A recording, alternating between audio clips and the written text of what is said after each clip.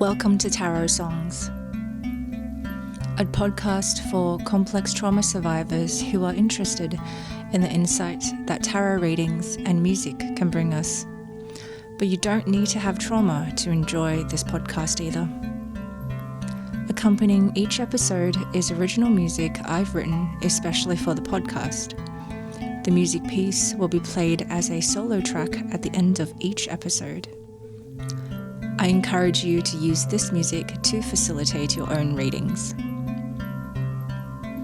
I will be referencing the Rider-Waite Tarot deck and Barbara Moore's Steampunk series. You can find out about these and more on tarotsongs.wordpress.com. Trigger warning: this podcast can be triggering for some listeners. Please feel free to skip ahead to the musical piece at the end of the episode. Join me on a quest of self-insight and revelation using tarot cards to explore complex trauma challenges and original music to create a safe haven for your mind during this short time together. Ready to get started?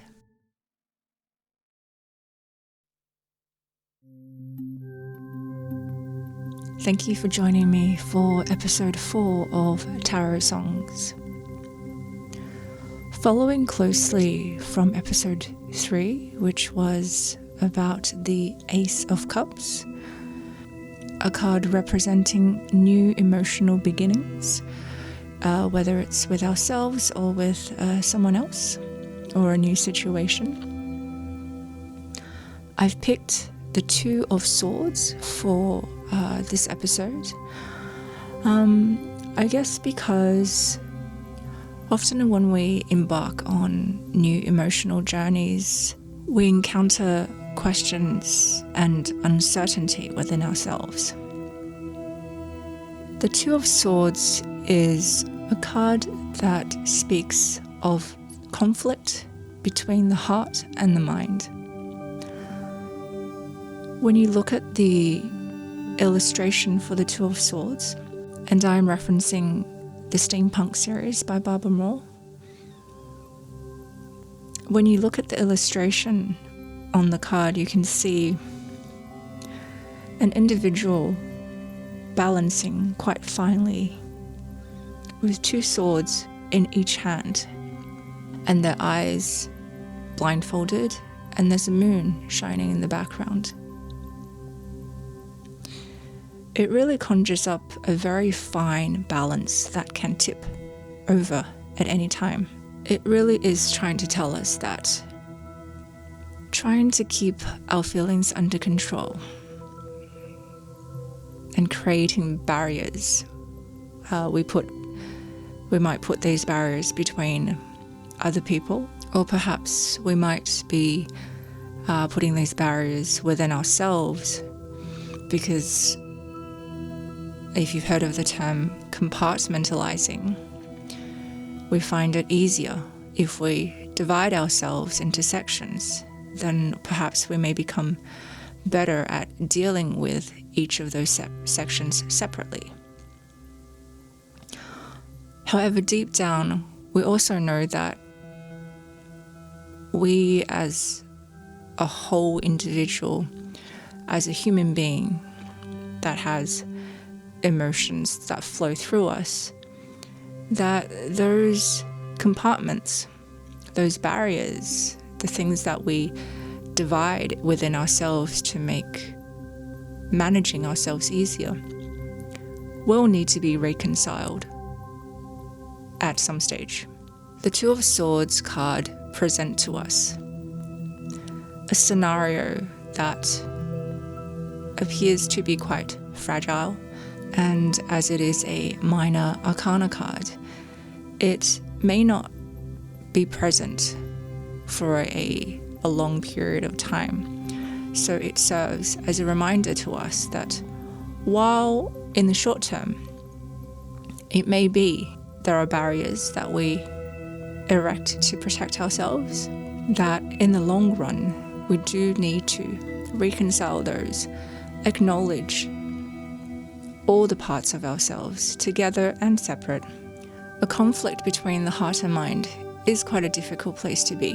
What your mind tells you and what your heart wants you to do may be very different. Perhaps your mind is telling you to go back, yet your heart is telling you that to open up to these challenges, to reveal to yourself the areas within yourself that needs to be reconciled, may in the short term be difficult and quite scary.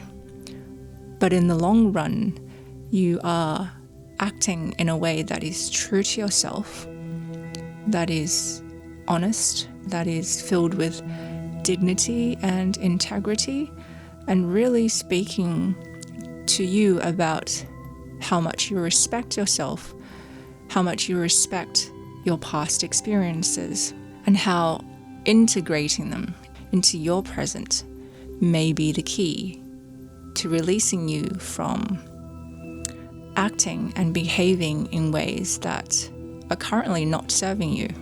And this was very much my personal experience. I found myself wanting to turn back, looking back, and questioning whether it was a good idea or not to open up the past and talk about it.